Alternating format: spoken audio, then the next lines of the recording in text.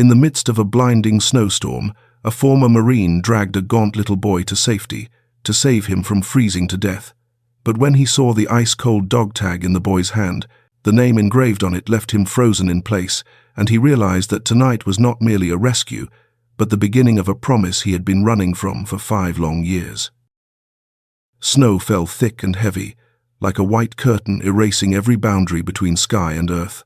Within that swirling vortex, James Carson dropped to his knees on the frozen roadway, his trembling hand clutching something small and icy cold. A dog tag. The headlights of his battered old pickup reflected off the metal surface, revealing the deeply engraved words, CPT, M. Sullivan, USMC, 2019. Jim's heart seemed to stop. That was impossible. This could not be some cruel twist of fate. He lifted his eyes toward the child, curled up in the oversized jacket Jim had wrapped around him, sleeping soundly in the passenger seat. The small face was pale in the darkness, cheeks sunken, cheekbones unnaturally sharp. 6 years old. The boy was only 6.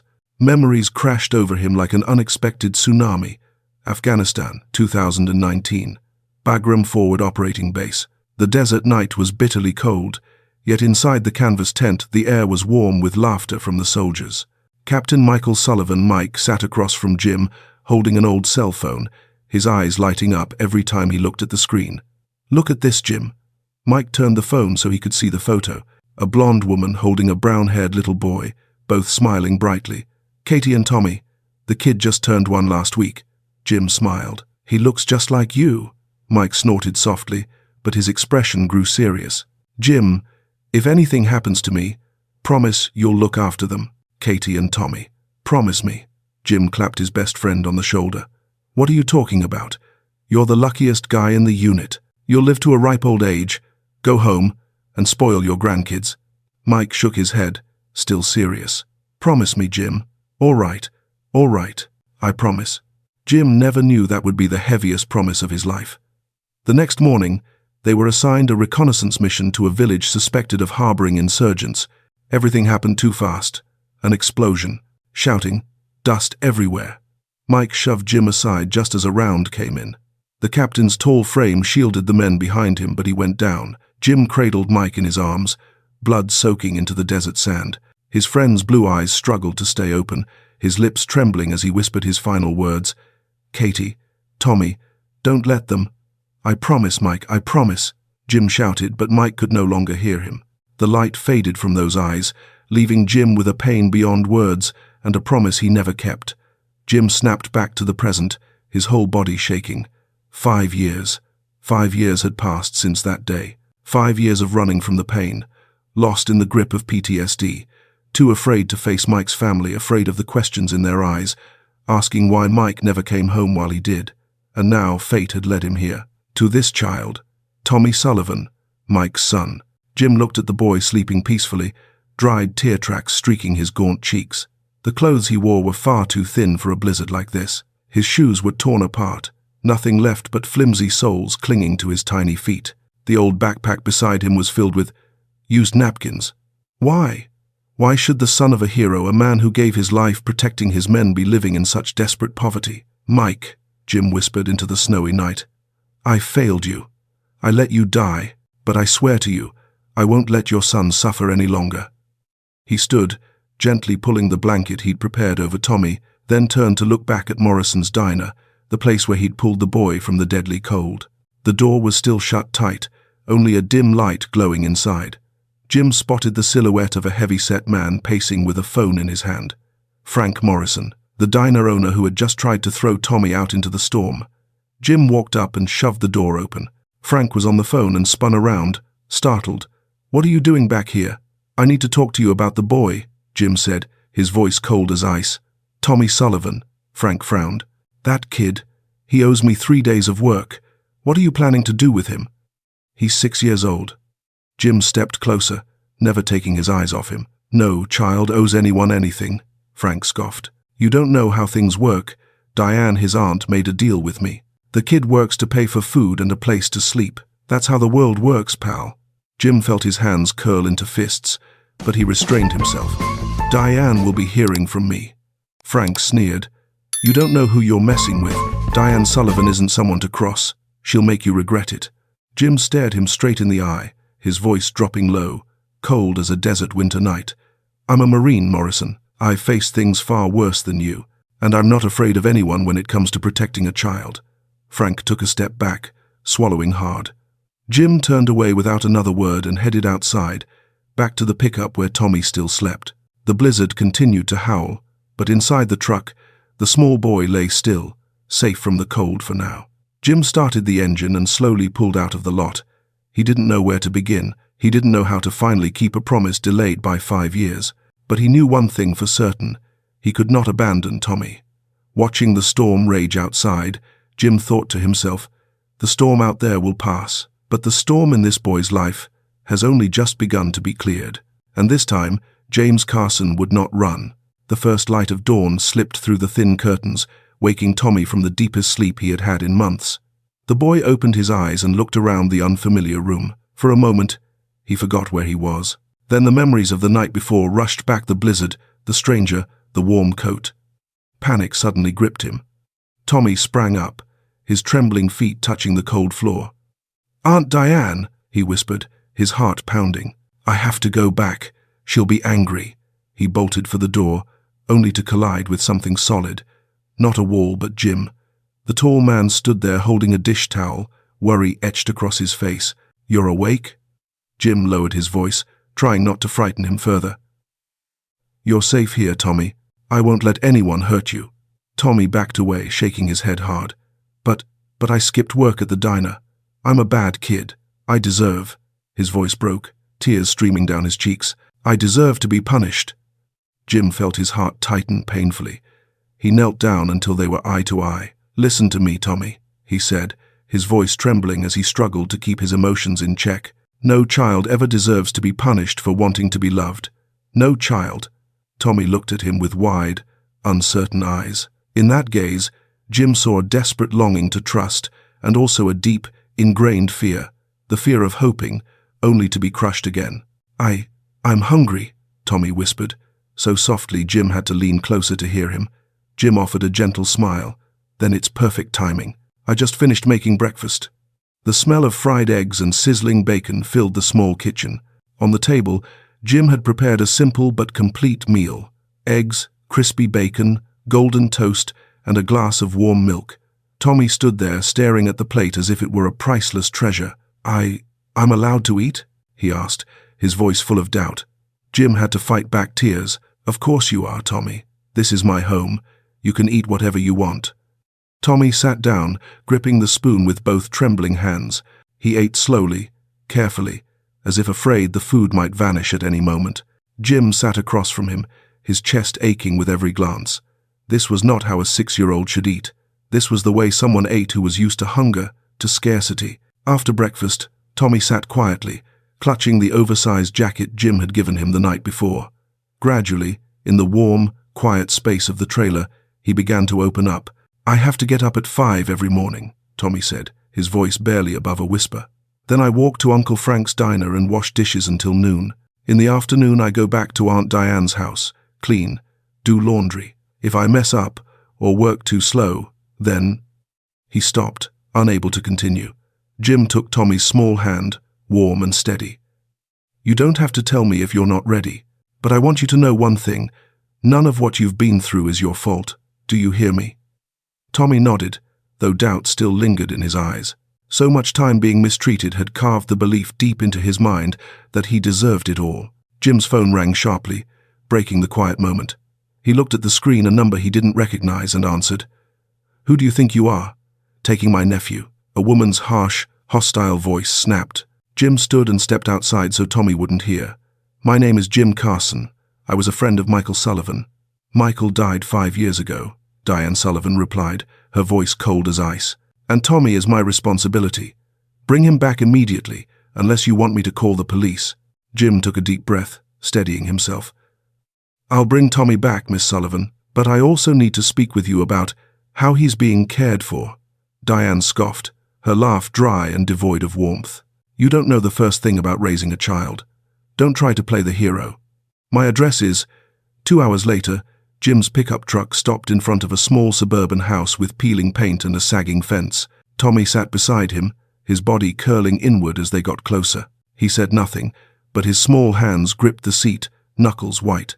"I don't want to go back," Tommy finally said, his voice shaking. "But I know I have to." Jim turned to him and met his eyes. "I'll be right here, I promise." The front door opened, and a woman stepped outside. Diane Sullivan, 42 years old, with messy brown hair and a gaunt but sharp face. Her eyes passed over Tommy without interest, then fixed on Jim with suspicion. "You're Carson?" Diane asked, her tone as cold as it had been on the phone. "Yes, I need to talk to you." Inside the house, the living room reeked of alcohol. A man sat slumped on an old sofa, hair unkempt, beard scraggly. Garrett, Diane's ex-husband. He glared at Jim and Tommy with open hostility. Tommy immediately shrank behind Jim, trembling. Jim felt the boy's fear and placed a hand on his shoulder, a protective gesture. "Tommy, sweetheart." Diane suddenly changed her tone, feigning concern. "Where did you wander off to? I was so worried. I've been looking everywhere for you." Tommy didn't answer. He lowered his head, unable to look her in the eye. In that silence, Jim understood everything. Garrett growled from the living room. "This brat wastes people's time. He needs to be taught a lesson." Jim stepped toward Garrett, his gaze ice cold. "No one is teaching him anything. He's a child, not, 'You have no right to interfere in my family,'" Diane cut in sharply. "Tommy is my nephew. You're a stranger." The tension in the room was suffocating. Jim looked at Tommy. The boy stood with his head bowed, his whole body shaking. Jim knew he couldn't leave him here, but he also knew that, legally, he had no right to keep him. Jim pulled out a piece of paper, quickly wrote down a phone number, then knelt in front of Tommy. He pressed the paper into the boy's hand and whispered so softly only Tommy could hear. "If you need me, just call. I'll come right away, no matter what time it is." Tommy nodded and quickly tucked the paper into his pocket. He looked at Jim, his eyes pleading, yet understanding. He knew that adults lived by rules a child couldn't change. Jim stood up and reluctantly walked toward the door. He turned back one last time and saw Diane place a hand on Tommy's shoulder, a gesture that might look gentle to an outsider, but Jim recognized the coldness beneath it. The door slammed shut behind him. Jim walked to his truck and, in the rearview mirror, watched Tommy's small figure disappear into the dark house. He tightened his grip on the steering wheel, determination rising in his chest like fire. "I won't let that boy suffer any longer. Mike, I swear to you I'll keep my promise, no matter what it takes."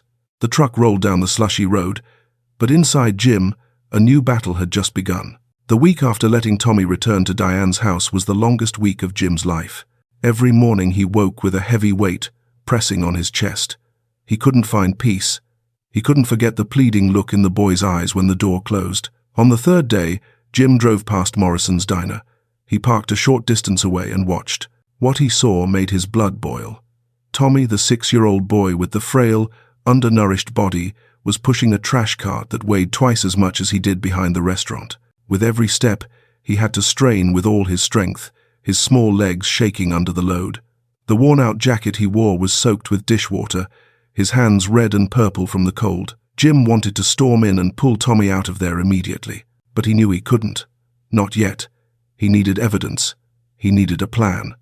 On the 5th day, the scene was even worse. Jim saw Frank Morrison, the heavy-set man with a flushed face, standing over Tommy, jabbing a finger inches from the boy's face. The shouting was loud enough that Jim could hear it from inside his truck. "You useless little brat. You broke a plate? You're paying for that." Tommy stood with his head bowed, his body curling in on itself as if he wished he could disappear.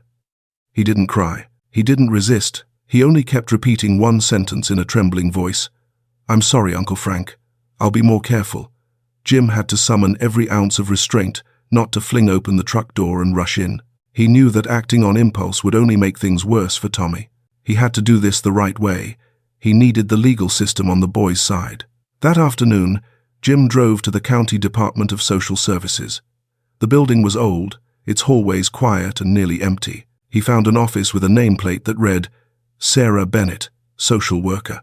Sarah was 38 years old, with brown hair pulled neatly back and tired eyes that still softened when she looked at people. On her desk, files were stacked like small mountains. "How can I help you?"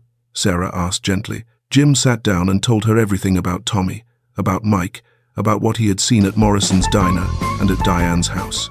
Sarah listened closely, occasionally jotting notes in a notebook. I'm worried about that boy, Jim said, his voice tight. I think he's being mistreated. Sarah sighed and set her pen down. You're not the first person to raise concerns about the Sullivan household, Mr. Carson.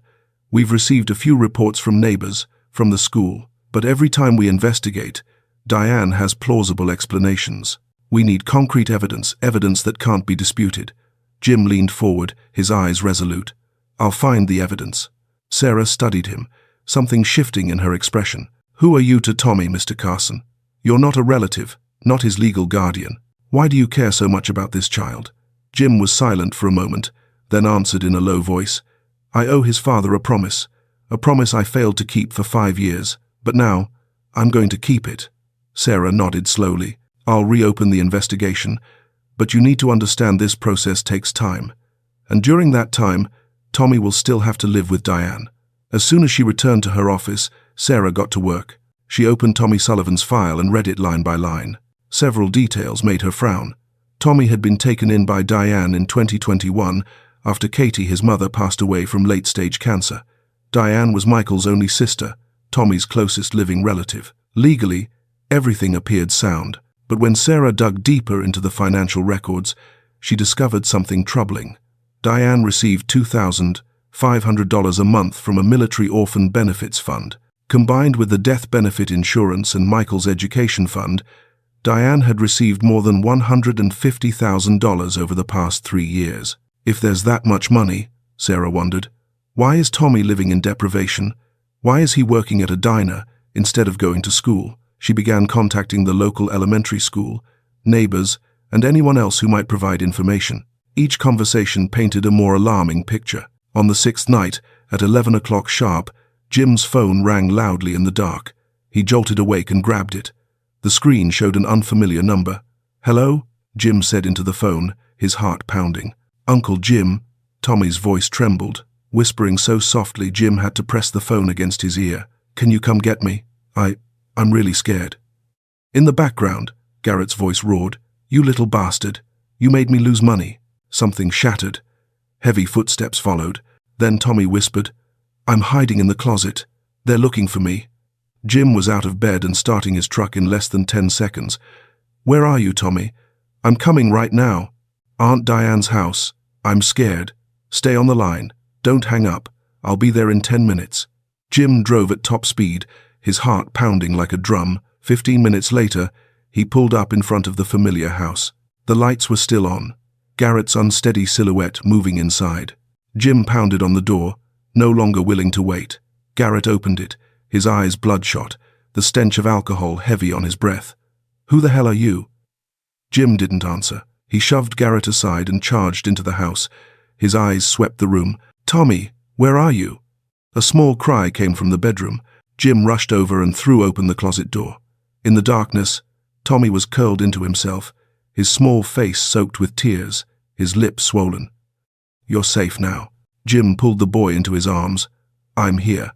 Garrett lunged at them, but Jim turned, blocking the attack with one arm while holding Tommy tightly with the other. With combat-honed instincts, he dodged and delivered a precise strike that sent the drunken man crashing to the floor. Diane ran in, screaming, What are you doing? I'm calling the police. You're trespassing in my home. Jim carried Tommy, his voice ice cold. Go ahead. I'll be reporting child abuse. He walked out of the house and into the truck, holding Tommy close. The boy was shaking uncontrollably, clinging to Jim as if afraid he'd be dragged back. Back home, Jim gently wiped away Tommy's tears and checked the injury on his lip. It wasn't serious, but it hurt Jim all the same. Can I stay with you? Tommy asked, his voice filled with hope and fear. Jim smoothed the boy's hair, his voice soft. I'll do everything I can to make sure you never have to go back there. I promise. That night, Tommy slept soundly on the small bed Jim had prepared. Jim sat beside him, studying the child's face in sleep, and for the first time, he saw Mike in him. The eyes, the nose, the rare hint of a smile. Mike, Jim whispered, I'll protect your son, no matter the cost. The morning sun had barely begun to burn away the fog when Sarah Bennett arrived at Jim's door. She carried a worn leather briefcase containing a camera, a notebook, and official forms from the Department of Social Services. I need to take Tommy's statement, Sarah said as Jim opened the door. And I need to photograph what you described over the phone last night. Tommy sat on the small sofa, clutching a pillow, watching Sarah with wary eyes. He was used to adults asking questions and then disappearing, never truly helping. Sarah knelt to his eye level, her voice gentle. Tommy, can you tell me what life is like at Aunt Diane's house? I promise I'll listen. Tommy glanced at Jim. Jim nodded encouragingly. You can trust her, Tommy. She's here to help you. Slowly, word by word, his voice trembling, Tommy began to speak. About waking up at 5 in the morning. About washing dishes at the diner until late at night. About being yelled at for working too slowly, for breaking things, for simply existing. About nights when he was forced to stand outside on the porch in the freezing cold because he needed to learn a lesson. Sarah wrote everything down carefully, photographing the injury on Tommy's lip and the bruises on his arms. Each photo felt like another piece of a heartbreaking puzzle. I'll open a formal investigation, Sarah told Jim when she finished. But you need to understand this process can take time. The system moves slowly, especially when the other side has a lawyer. Jim met her gaze. I have time. Tommy doesn't. Every day he spends there is one day too many. Sarah nodded. I understand. I'll do everything I can. But that very afternoon, everything changed. Diane didn't sit quietly and wait. She went to the police station with Garrett, eyes red, voice shaking as she accused Jim of kidnapping a child in the middle of the night. And she didn't come alone. Standing beside her was Vernon Crowe, a well-known attorney famous for his ability to turn black into white. Vernon Crowe, 55 years old, impeccably dressed, his gaze sharp and calculating. He knew how to play the legal game. He knew how to present his clients as victims, regardless of the truth. Miss Sullivan is Tommy's sole legal guardian, Vernon declared before the police. Mr. Carson is a complete stranger, no blood relation, no legal rights. Moreover, he is a veteran with documented psychological issues, PTSD, who suddenly appeared and took a child in the middle of the night. This behavior is deeply concerning. Vernon's demand was clear. Return Tommy to Diane immediately and open an investigation into Jim Carson's conduct. The following afternoon, Jim sat in the interrogation room at the police station. Sheriff Walter Banks, a 60-year-old man with silver hair and a weathered face, sat across from him. Beside him was Officer Jack Stevens, younger, his eyes filled with suspicion. You suddenly show up and take a child home in the middle of the night, Jack said bluntly. What was your motive, Mr. Carson? Jim took a deep breath, steadying himself. He told them everything from Mike to the battlefield in Afghanistan, to the promise made 5 years earlier, to the snowstorm and his chance encounter with Tommy, to what he had witnessed at Diane's house and at Morrison's diner. Walter Banks listened carefully, the eyes of a fellow veteran recognizing the pain behind Jim's words. He had served in Iraq. He understood what battlefield promises meant. Jim, I believe you, Walter finally said, but under the law, my hands are tied. Tommy must remain with his legal guardian, that's Diane Sullivan, unless we have clear evidence she's unfit. Despair surged through Jim. I can't let him go back there. They'll keep hurting him. Then you need a lawyer, Walter said. A good one, and you need one fast. That evening, Dan Mitchell, Jim's old battle buddy from Afghanistan, showed up. Dan now worked for the Veterans Affairs Office, tall and broad, his beard thick, his eyes steady. I heard what happened, Jim, Dan said. You need help. I know a lawyer, Rebecca Winters. She specializes in children's rights. She's won some tough cases. The next day, Jim met Rebecca Winters at her small office downtown. Rebecca, 45, with shoulder-length blonde hair and a serious face softened by warmth.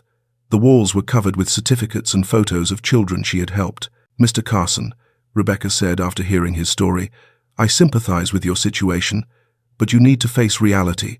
You're not a relative, and you have no legal standing with Tommy. Diane Sullivan has all the proper paperwork. This will be a very difficult fight. Jim pulled Mike's dog tag from his pocket and placed it on the desk. This belonged to Captain Michael Sullivan, Tommy's father, my best friend, the man who saved my life and died in my place. He handed her an old photograph, Mike, smiling in uniform, his arm around Jim's shoulder. I promised him I'd protect his family. I failed for 5 years. Now I need help keeping that promise. Rebecca looked at the photo, her expression softening. We'll need to prove Diane is unfit to be a guardian. Financial records, witness statements, Tommy's medical records, all of that takes time and money. I don't have much money, Jim admitted. Just my veterans' benefits. Rebecca was quiet for a moment, looking again at Mike's photo. In it, the young man smiled brightly, unaware of the fate awaiting him. She thought of his son Tommy, a child suffering because of adult greed. "I'll take the case pro bono," Rebecca decided. "Not for you, Mr. Carson, for Tommy, and for Captain Sullivan." Before the legal battle could begin, however, the court issued a temporary ruling. Tommy could not stay with Jim, but he also could not return to Diane during the investigation. He would be placed with a temporary foster family, the Andersons. The farewell took place in Sarah Bennett's office. Tommy clung tightly to Jim, tears streaming down his cheeks. "Are you going to leave me? You promise you'll come back for me?" Jim knelt down, holding Tommy's small shoulders. "I promise, Tommy. I'll fight, so you can be safe, so you can be happy. Do you trust me?" Tommy nodded, tears still falling. "I trust you." As the car carrying Tommy drove away, Jim stood watching until it disappeared from sight. His fists clenched so tightly his nails dug into his palms. That night, Jim sat alone in his silent trailer. Stacks of files and documents Rebecca had given him spread out before him. On the wall, Mike's smiling photo served as a constant reminder. "Mike," Jim vowed quietly, "I won't give up. Even if I have to stand against the entire system, I'll save your son." The phone rang. "Rebecca." "Jim, we have 6 weeks to prepare before the first hearing. Are you ready?" Jim looked out the window at the star-filled night sky. "I was born ready." And the fight for Tommy Sullivan officially began. The 6 weeks passed like a whirlwind. Jim and Rebecca worked relentlessly, from early morning until late at night. Every day was a small battle, gathering evidence, interviewing witnesses, building arguments. Maria, Diane's neighbor, agreed to testify. She spoke of the times she had seen Tommy forced out onto the porch on freezing nights. Emily, Tommy's elementary school teacher, provided records of chronic absences and unfinished assignments, work Tommy never completed because he was forced to work instead. Bob, the local grocery store owner, admitted he had given Tommy food on multiple occasions out of pity for the hungry child. Deputy Lisa Rodriguez worked with Morrison's Diner to obtain CCTV footage videos showing Tommy working from morning until late at night. Sarah Bennett dug deeper into Diane's financial records and uncovered suspicious spending. Money intended for Tommy's care had vanished into alcohol, gambling, and mounting debts. Dr. Margaret Hayes, a clinical psychologist, evaluated Jim over 6 therapy sessions. Her conclusion was unequivocal. Mr. Carson has moved beyond the most severe phase of PTSD. At present, he is psychologically stable and fully capable of caring for a child. During that time, Tommy lived with the Andersons, a kind foster couple, but not a replacement for Jim. Every day he asked, "Is Uncle Jim okay? Did he forget about me?" And every night, he clutched the jacket Jim had given him, searching for comfort in its familiar scent. The hearing day arrived a cold November morning under a grey, overcast sky. The Flathead County Family Court was packed. Jim sat at the defendant's table, wearing a suit borrowed from Dan that was slightly too large. Still, he sat upright, his gaze steady and resolute. Judge Martha Henderson, 60 years old, her grey hair neatly pinned back and her sharp eyes peering through steel-rimmed glasses, struck the gavel. Court is now in session. Vernon Crowe rose, his black suit immaculate, his voice confident to the point of arrogance. "Your Honor, we represent Miss Diane Sullivan, the biological aunt and sole legal guardian of Tommy Sullivan. For the past 3 years, Miss Sullivan has sacrificed everything to raise her nephew after the death of her heroic brother, Captain Michael Sullivan." Vernon turned toward Jim, his gaze icy. As for Mr. Carson, a complete stranger to Tommy, he appears suddenly, claiming to be a friend of the deceased father. He is a veteran suffering from PTSD, unemployed, living in a dilapidated trailer. The question before the court is simple. Is this man fit to raise a child? The words cut into Jim like a blade. He fought to remain composed, though his hands clenched beneath the table, trembling. Rebecca stood, her voice steady and controlled. "Your Honor, my client is medically stable, as certified by a licensed specialist. The question is not where he lives, but how deeply he loves Tommy and how far he is willing to go to protect him from a harmful environment." Diane was called to the stand. She wore a plain black dress, her hair neatly styled, her eyes red as if she had been crying. Vernon had coached her well. "I love Tommy like my own child," Diane said, her voice shaking. "After my brother Michael passed away, I sacrificed everything to raise him. Life has been hard, I had to work many jobs to survive, but I always did my best for Tommy." She dabbed her eyes with a handkerchief. Then Mr. Carson appeared, took Tommy in the middle of the night, terrified him, and made him afraid to come home. "He poisoned my nephew's mind, making him believe I'm a bad person," Vernon added. Mr. Carson entered Tommy's life out of guilt, not genuine love. "This is the selfish act of a man seeking redemption for his past." Rebecca called Jim to the stand. He stepped forward, his heart pounding. Under the courtroom lights, it felt as though he was standing on a battlefield once more. "Mr. Carson," Rebecca began gently, "please tell the court about your relationship with Captain Michael Sullivan." Jim took a deep breath. "Mike was my commanding officer, but more than that, he was my best friend. We fought side by side. We protected each other." His voice trembled as the memories surfaced. "The night before his final mission, Mike showed me pictures of his wife and son. He said, 'If anything happens to me, take care of them.' I laughed and told him he'd be fine. But the next day," tears streamed down Jim's face, "Mike shielded us. His light faded in my arms. His last words were, 'Katie, Tommy, don't let them.'" The courtroom fell completely silent. "I promised Mike I'd take care of his family," Jim continued, "but I failed for 5 years. 5 years living in pain, too afraid to face it, until I found Tommy in a snowstorm. And I realized this was my last chance to keep that promise." Vernon stood abruptly. "Those are just words, Mr. Carson. Where is the proof that Tommy needs you?" Rebecca activated the screen. Photos of Tommy's injured lip, school attendance records, CCTV footage of the boy pushing trash carts, washing dishes, working late into the night. Each image landed like a slap in Diane's direction. Judge Henderson's expression hardened. "I would like to speak with Tommy." The boy entered the courtroom. When he saw Jim, his eyes lit up. Jim offered an encouraging smile, though he was not allowed to speak. Judge Henderson looked at Tommy with gentle eyes. "Tommy, you don't need to be afraid. I just want to hear the truth from you. Are you happy living with Aunt Diane?" Tommy remained silent, staring down at his trembling hands. "You can tell the truth," the judge encouraged. "No one will hurt you." Tommy looked up, tears streaming down his face. I don't want to go back to Aunt Diane's.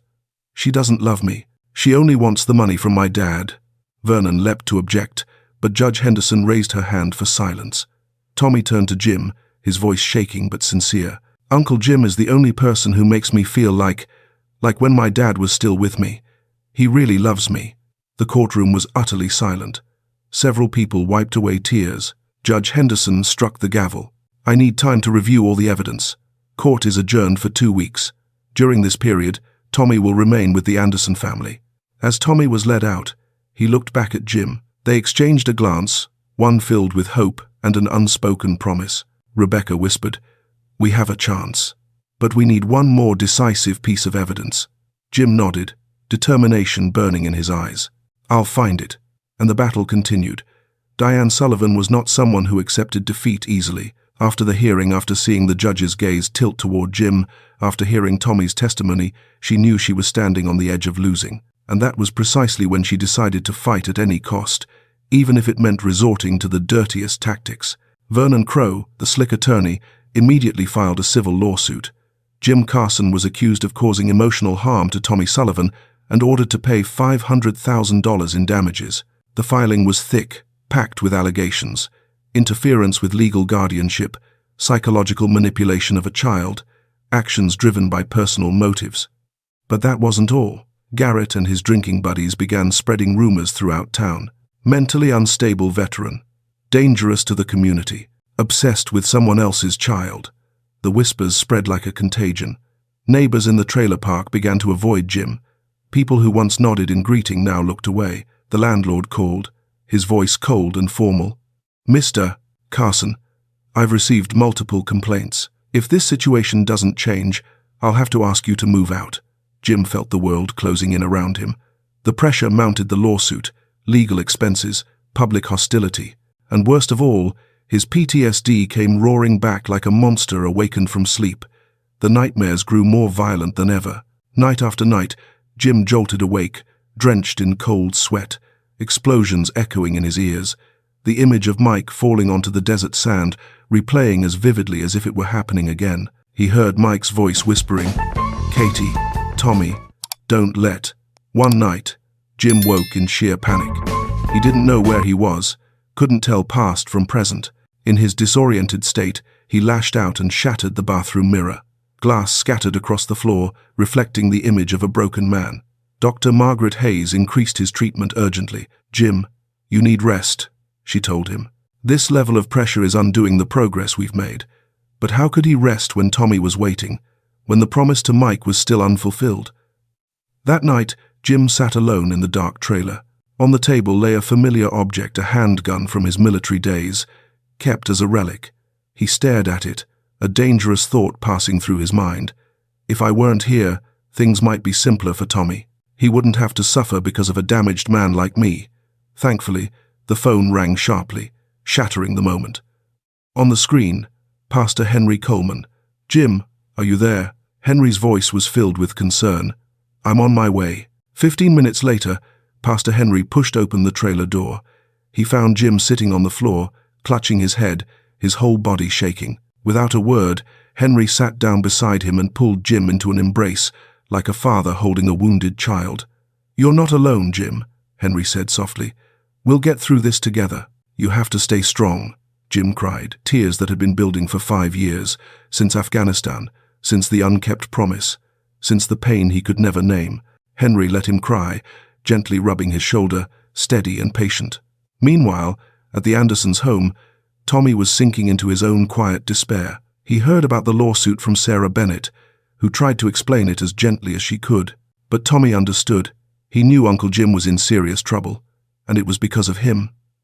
"It's my fault," Tommy whispered, curling into a corner. "I'm the reason Uncle Jim is hurting. He refused to eat, wouldn't play with the other children, just sat hugging a pillow and staring out the window." Mrs. Anderson, deeply worried, called Sarah. Sarah came right away and sat beside Tommy. "What are you thinking about, sweetheart?" Tommy turned to her, his eyes red and swollen. "I don't want Uncle Jim to suffer because of me. I'm a bad kid. I make everyone hurt." Sarah pulled him into a tight embrace. "No, Tommy. You're the bravest child I've ever met. You told the truth when others were afraid. That's something to be proud of."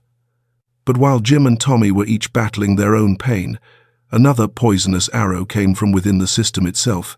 Helen Price, a family and child services employee who had initially remained neutral, suddenly changed her position. The reason? Richard Hayes, a city councilman and close friend of Frank Morrison, had called Helen and applied pressure. "If you want to keep your job, you know what to do."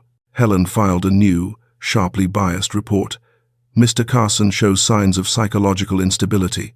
His PTSD has significantly relapsed. He is not suitable to serve as a guardian." When Rebecca discovered the report, she was furious, shaking with anger, but she knew there was little she could do to reverse it quickly. The next morning, after the darkest night yet, Jim went to see Dan Mitchell at the Veterans Center. He told him everything, the pressure, the nightmares, the moment he nearly gave up. Dan listened, then gripped Jim's shoulders firmly. "What do you think Mike would want you to do? Quit? No. He'd want you to fight. For Tommy. For the promise. For everything we lost protecting others." Other veterans in the room, men who had been to war, who carried the same invisible wounds, stood up and gathered around Jim. "We won't let you face this alone," one said. "We'll organize a fundraiser," said another. "We'll testify for you. We'll fight with you." Jim looked at their faces, his brothers in arms, the people who understood him best. Then he looked at Mike's photo on the wall, Captain Sullivan, smiling, the pride of the unit. Jim wiped his tears, determination blazing in his eyes. "Mike, I won't give up. No matter the cost, I'll keep my promise." The storm had not yet passed, but in the darkness, a small light of hope still flickered. That weekend, the Flathead County Veterans Hall was packed. A large banner stretched across the room. "Stand with Jim." More than 200 people attended, veterans from across Montana, local residents, and anyone who believed in justice. Dan Mitchell stood at the podium, his voice ringing out. "Today, we're not just raising money for a friend. We're defending a promise soldiers make, the promise that no one is left behind. Not a fellow soldier, and not a fellow soldier's family." Stories were shared. One veteran spoke about PTSD and the long road to recovery. Another spoke of losing comrades, of grief that never truly fades. And all of them understood. Jim understood the promise he was fighting to keep. By the end of the event, the total donations were announced. $35,000. Enough to cover legal fees, enough to ensure Jim wouldn't have to worry about basic living expenses for the coming months. But more important than the money was the support, the solid wall standing firmly behind him. Local media began to take notice. Jim was no longer portrayed as a questionable veteran, but as a soldier honoring a promise to his fallen comrade. Public opinion shifted day by day. Meanwhile, Sarah Bennett worked tirelessly. She connected with a volunteer accountant, Thomas Green, a former serviceman, to dig deeper into Diane's financial records.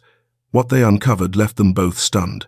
Over the past 3 years, Diane had received more than $150,000 in benefits intended for Tommy, but the money had never been spent on the child. Instead, $89,000 disappeared into gambling, alcohol, and accumulated debts. Diane transferred money to Garrett every month, despite their divorce-quiet, hush payments, to keep him from exposing her. Frank Morrison paid Diane $500 a month to hire Tommy to work a dark arrangement hidden through cash transactions. Diane had also forged receipts, medical bills, school tuition, clothing expenses, to claim additional government benefits. Each fake invoice was another criminal charge. Sarah stared at the numbers, her hands clenched. This is the decisive evidence. She didn't just neglect Tommy, she systematically profited from him. This was intentional, organized. At the same time, Deputy Lisa Rodriguez arrived at Morrison's diner with a subpoena in hand. Frank Morrison sat in his cramped office, his face draining of color when he saw the badge. "You need to come with me regarding the use of child labor," Lisa said coldly. At the police station, confronted with the evidence, CCTV footage, witness statements, bank transfers, Frank collapsed. The once bullying, heavy-set man now sat hunched over, sweat soaking his shirt. "I'm sorry," Frank stammered. "I didn't think it was that serious. I just wanted to cut costs." Diane suggested. "It said Tommy needed to learn how to work." "He's 6 years old," Lisa cut in. 6. The confession was fully recorded. Frank admitted to paying Diane, forcing Tommy to do heavy labor, and threatening the boy to keep him silent. Each admission was another nail in the coffin of Diane's case. Rebecca Winters didn't stop there. She turned her attention to Vernon Crowe, the slick attorney defending Diane, and discovered a crack in his armor. 5 years earlier, Vernon had been formally reprimanded by the Bar Association for unethical practices. Records showed he had previously instructed clients to falsify evidence and bribe witnesses. This time, Rebecca found someone willing to testify, a former secretary of Vernon's, who had witnessed him coaching Diane on forging documents and manufacturing false evidence. "He's not just defending guilty clients," Rebecca told Jim over the phone. "He's actively helping them break the law. It's enough for disciplinary action, possibly even disbarment." 3 weeks after the first hearing, Judge Henderson allowed Jim and Tommy to meet under Sarah Bennett's supervision in a private room at the courthouse. When the door opened, Tommy stood in the doorway, his eyes lighting up at the sight of Jim. Without a word, he ran straight into Jim's arms, holding on as if afraid he might lose him again. "I'm here," Jim said, holding him tightly, his voice shaking. "I'm not going anywhere," Tommy cried, not from pain but from relief, from seeing the one person he trusted again. I was scared you didn't want me anymore because I caused you so much trouble." Jim knelt to Tommy's level, wiping away his tears. "Never, Tommy, never. You're the son of a hero, and I'll fight to the very end for you." They sat together for an hour. Tommy talked about the Andersons. They were kind, but it didn't feel like home. He talked about his new school, his new classmates. Then he asked, "When can I come live with you?" Jim gently stroked his hair. "Soon, I promise. Just a few more days." That afternoon, Rebecca called a press conference at her law office. In front of dozens of reporters, she released the evidence against Diane and Frank: financial records, confessions, everything. "This is not simply a custody dispute," Rebecca said firmly. "This is the story of a child systematically exploited by the very people who were supposed to protect him." The media coverage exploded. Headlines flooded in. "Woman exploits nephew of fallen veteran. The dark secrets behind the Sullivan home. Justice for Tommy." Public opinion flipped completely. Those who had once doubted Jim now stood behind him. Those who had shunned him came forward to apologize. Diane panicked. She called Vernon repeatedly, but he avoided her. Vernon knew the ship was sinking and he had no intention of going down with it. Sheriff Walter Banks formally charged Diane Sullivan and Frank Morrison with child exploitation, financial fraud, and document forgery. Garrett was also investigated for aiding and abetting. That evening, Jim stood outside his trailer, looking up at the star-filled sky. His phone rang. Rebecca. "The final hearing is set for next week, Jim," she said confidently. "We're going to win. I'm certain of it." Jim let out a breath he felt he'd been holding for weeks. "Thank you, Rebecca, for everything." He looked up at the stars, the same sky Mike had once looked at in Afghanistan. "Mike, it's almost time. I'm almost able to keep my promise." And for the first time in many years, Jim felt at peace.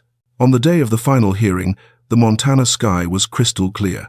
The Flathead County Family Court was so crowded that additional rooms had to be opened to broadcast the proceedings live. Reporters poured in from everywhere. The veteran community gathered outside in uniform, and local residents lined up from early morning. Jim sat at the defense table, wearing the black suit Dan had given him, his hand tightly gripping Mike's dog tag. Rebecca sat beside him, making final adjustments to the documents. Judge Henderson entered, and everyone rose. She struck the gavel. "Court is now in session."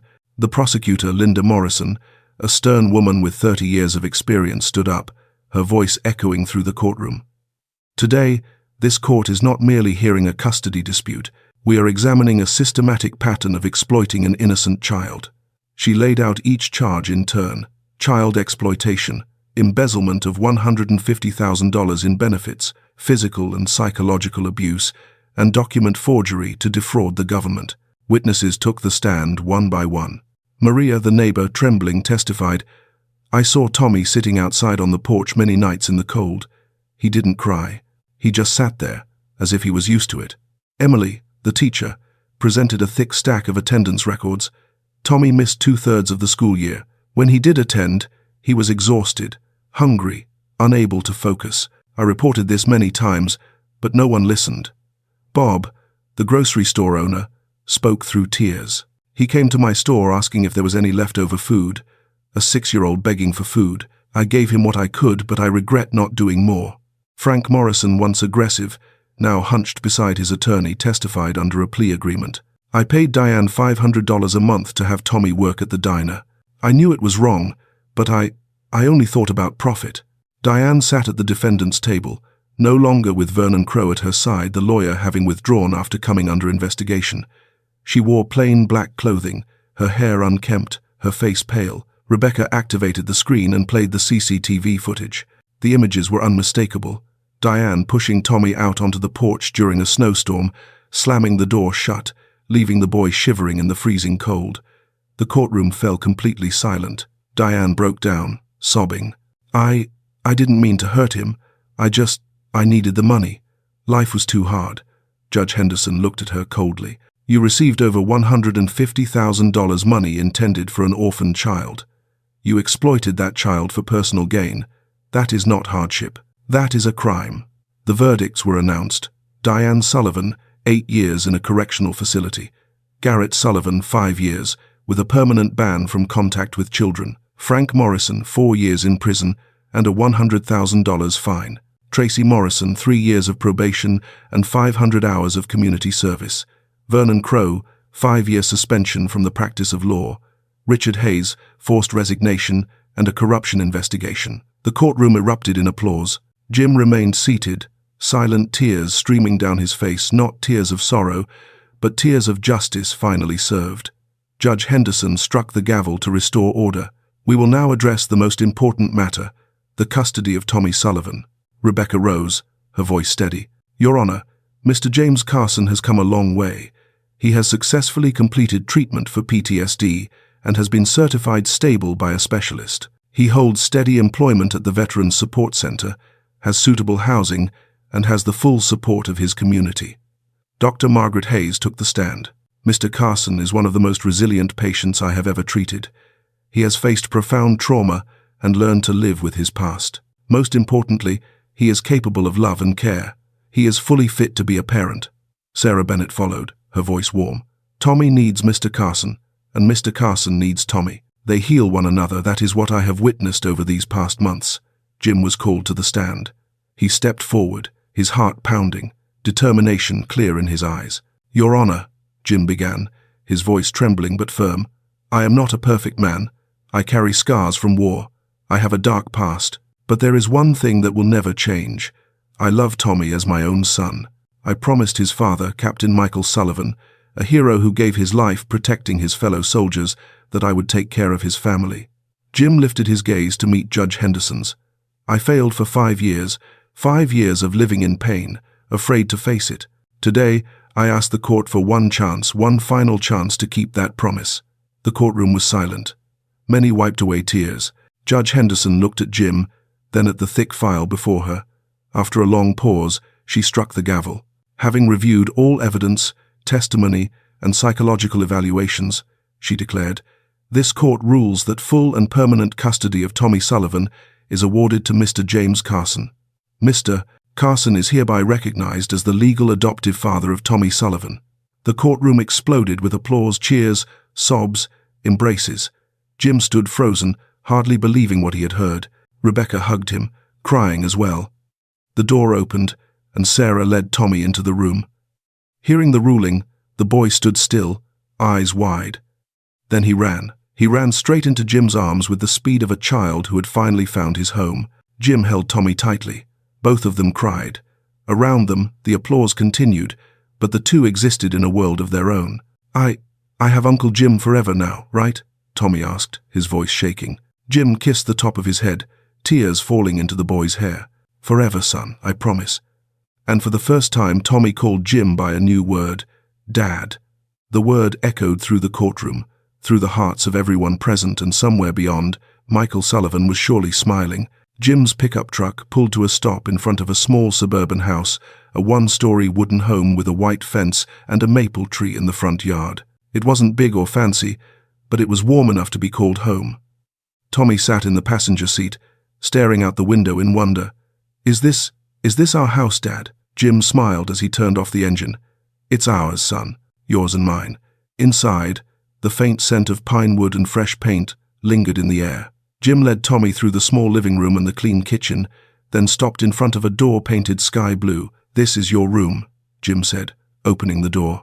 Tommy stepped inside and stood still in the middle of the room. A single bed with a blue comforter, a small bookshelf filled with comic books and children's stories, a desk by the window, and in the corner a toy box filled with cars, Lego bricks, and a stuffed teddy bear. This is mine?" Tommy whispered, his voice trembling. "All of it is yours, Tommy," Jim said, kneeling beside him. "You don't have to ask permission to use anything. This is your home." Tommy walked over and gently touched the bed, as if afraid it might disappear. Then he turned and wrapped his arms tightly around Jim, tears streaming down his face, not tears of sadness, but of overwhelming joy. That night, for the first time in many years, Tommy slept in his own bed, under a warm blanket, knowing no one would force him outside, knowing that when morning came, his dad would still be there. The first week wasn't easy. Tommy carried the weight of his past like heavy luggage. He still woke up at 5 in the morning, quietly went to the kitchen, and tried to clean before Jim woke up. Jim found him struggling to wash dishes, his small hands shaking under the cold water. "Tommy, what are you doing?" I need to clean before school," Tommy answered anxiously. "I don't want you to be mad, Dad." Jim turned off the faucet and placed his hands gently on Tommy's shoulders. "You don't need to do that. You're a child, not a housekeeper.